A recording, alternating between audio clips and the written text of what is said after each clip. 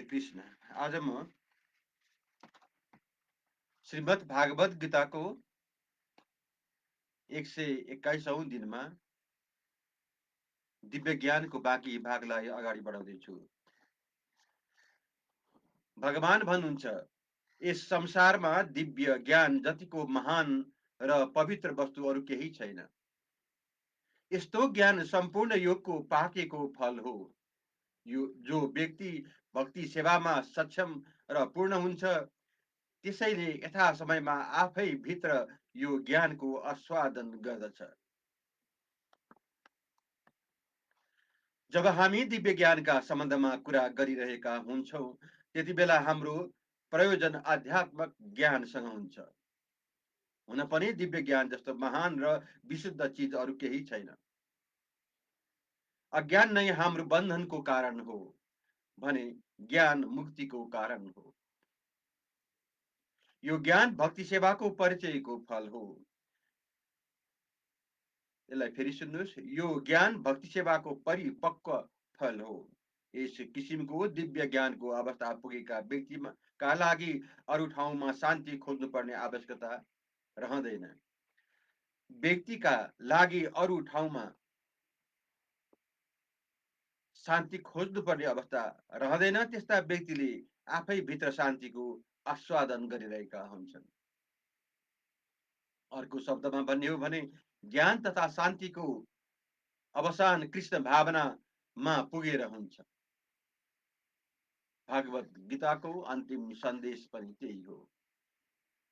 भगवान भन्नुहुन्छ, जुन श्रद्धालु व्यक्ति दिव्य ज्ञानका लागि समर्पित छ, जसले इन्द्रियहरूलाई बसमा राखेको छ, त्यही नै यो ज्ञान प्राप्त गर्ने आधिकारिक व्यक्ति हो। र यस्तो ज्ञान पाउना साथ उसले तुरुन्तै आध्यात्मिक शान्ति प्राप्त गर्दछ। भगवान कृष्णमा दृढ विश्वास राख्ने व्यक्तिले नै यस किसिमको कृष्ण भावना भावित ज्ञान प्राप्त गर्न सक्दछ। कृष्ण भावना भावित भएर कर्म गर्नाले नै परम सिद्धि पाउन सकिन्छ भनेर विचार गर्ने व्यक्ति नै श्रद्धावान मानिस हो। यस्तो ज्ञान श्रद्धा र भक्तिले पाउन सकिन्छ र हरे कृष्ण कृष्ण कृष्ण हरे हरे, हरे राम राम राम हरे हरे, यो मन्त्रको जप गर्नाले पनि उक्त ज्ञान प्राप्त हुन्छ। किनभने यसरी भगवानको नाम जप गर्दा हृदयभित्र जमेको सम्पूर्ण भौतिक मैलोपना सफा हुन्छ। यसबाहेक मानिसले आफ्ना इन्द्रियहरूलाई संयममा पनि राख्नुपर्छ। जुन मानिस कृष्ण प्रति श्रद्धावान छ र जसले आफ्ना इन्द्रियहरूलाई समयमा राख्दछ, त्यसैले छिट्टै नै कृष्ण भावना मृतको पूर्ण ज्ञान प्राप्त गर्दछ।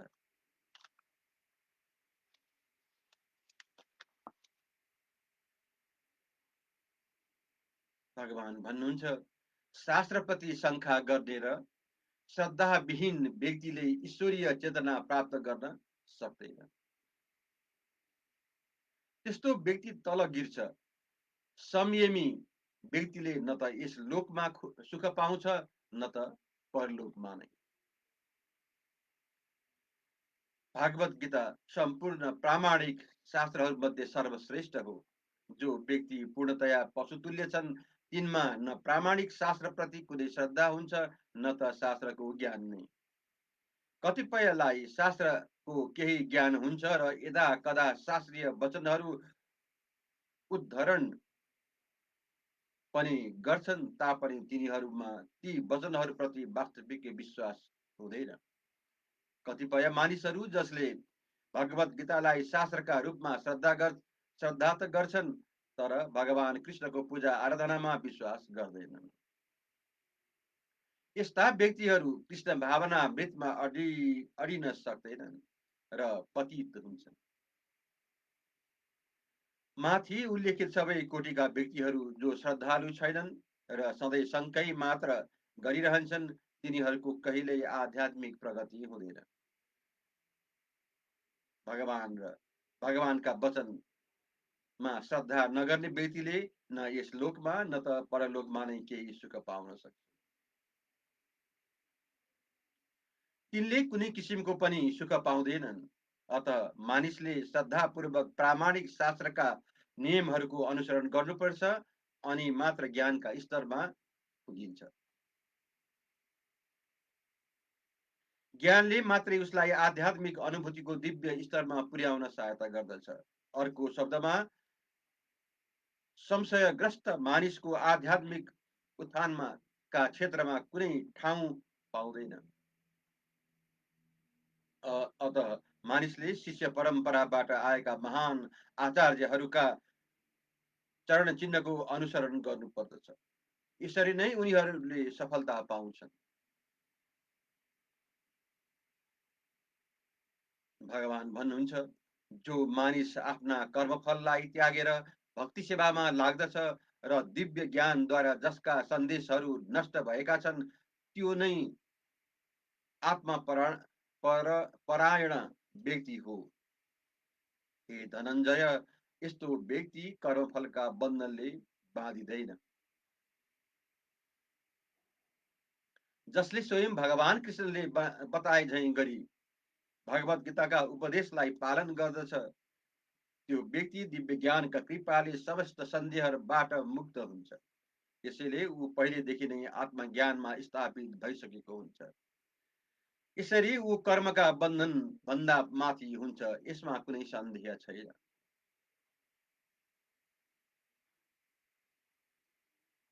भगवान भन्नुहुन्छ, हे अर्जुन, ज्ञानका कारणले तिम्रो हृदयमा जुन संशय उठेको छ, अज्ञानका कारणले सरी अज्ञानका कारणले तिम्रो हृदयमा जुन संशय उठेको छ, त्यसलाई ज्ञान रूपी तरबारले काट र योग युक्त भएर युद्धका लागि उठ। यस अध्यायमा जुन योग पद्धतिको उपदेश दिइएको छ, त्यसलाई सनातन योग वा जीवात्माद्वारा गरिने शाश्वत क्रियाकलाप भनिन्छ। यस योगमा यज्ञीय कर्मका दुई विभाग छन्।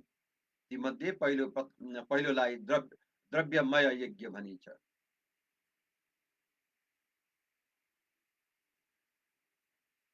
द्रव्यमय यज्ञ भनिन्छ भने दोस्रो आत्मज्ञान कहलाउँछ। जुन विशुद्ध आध्यात्मिक कर्म हो, यदि द्रव्यमय यज्ञ आध्यात्मिक अनुभूतिका लागि गरिँदैन भने त्यस्तो यज्ञ एउटा भौतिक कर्म मात्र हुन्छ।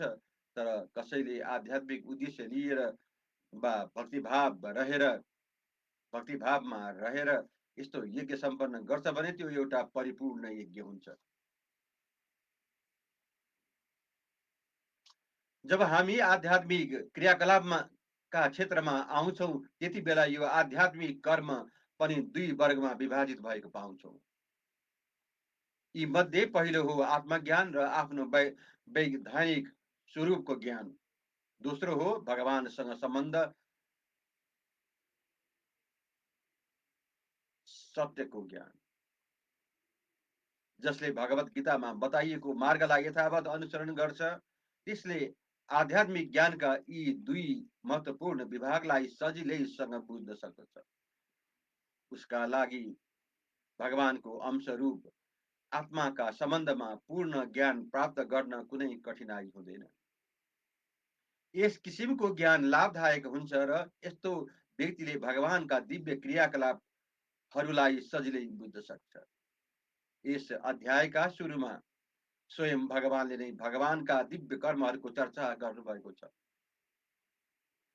जसले भागवत गीताको उपदेशलाई बुझ्न सक्दैन, त्यो श्रद्धालु हो र ठान्नुपर्छ उसले भगवानद्वारा प्रदत्त आंशिक स्वतन्त्रताको दुरुपयोग गरिरहेको छ। यसरी उपदेश दिँदै पनि जसले सतचित आनन्दमय भगवानको वास्तविक स्वभावलाई बुझ्न सक्दैन, त्यो निश्चय नै एक नम्बरको मूर्ख हो। कृष्ण भावनाका सिद्धान्तहरूलाई अपनाएर अज्ञानलाई बिस्तारै हटाउन सकिन्छ। देवयज्ञ, ब्रह्मयज्ञ, ब्रह्मचर्य यज्ञ, गृहस्थ यज्ञ, इन्द्रिय संयम यज्ञ, योगाभ्यास यज्ञ, तपो यज्ञ, द्रव्य यज्ञ, ज्ञानमय स्वाध्याय यज्ञ र वर्णाश्रम धर्मभित्र पर्ने सामाजिक विधानहरूमा सहभागी हुनु जस्ता विभिन्न किसिमका यज्ञहरूद्वारा कृष्ण भावना जागृत हुन्छ।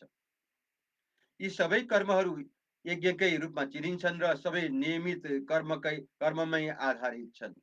तर यी सम्पूर्ण क्रियाकलापहरूभित्र रहेको सबभन्दा महत्त्वपूर्ण तत्त्व हो आत्मा साक्षात्कार। आत्मा साक्षात्कारको खोजी गर्ने व्यक्ति नै भागवत गीताको सही विद्यार्थी हो। तर जसले कृष्णको प्रामाणिकतामा सन्देह गर्छ त्यो भने उल्टै गिर्छ, पतित हुन्छ। त्यसैले मानिसहरूलाई सेवा र समर्पण भावका साथ प्रामाणिक गुरुको अधीनमा रहेर भगवत गीता र वा अन्य शास्त्रहरूको अध्ययन गर्ने सल्लाह दिएको छ। प्रामाणिक गुरु अनन्तकालदेखि नै गुरु शिष्य परम्परामा आएको हुन्छ र भगवानले दिनुभएको त्यो उपदेशबाट कति पनि विचलित हुँदैन। जुन उपदेश लाखौं वर्ष अघि भगवानले सूर्यलाई दिनुभएको थियो, भगवत गीताको त्यही उपदेश सूर्यदेवबाट पृथ्वीका राजाहरू मार्फत यो धरातलमा आइपुगेको थियो। अत मानिसले भगवत गीताको मार्गलाई अनुसरण गर्नुपर्दछ, जुन स्वयं गीतामै बताइएको छ, र त्यस्ता व्यक्तिहरूसँग सावधान रहनुपर्दछ जो व्यक्तिक आत्मा प्रशंसामा लागेर अरूलाई वास्तविक पथबाट विचलित गराइदिन्छ। भगवान कृष्ण निश्चित रूपले परम पुरुष परमात्मा हुनुहुन्छ र उहाँको क्रियाकलापहरू दिव्य छन्। जसले यो यथार्थलाई बुझ्दछ त्यो व्यक्ति भगवत गीताको अध्ययनको प्रारम्भदेखि नै मुक्त पुरुष हो। श्री कृष्ण गोविन्द हरे मुरारी।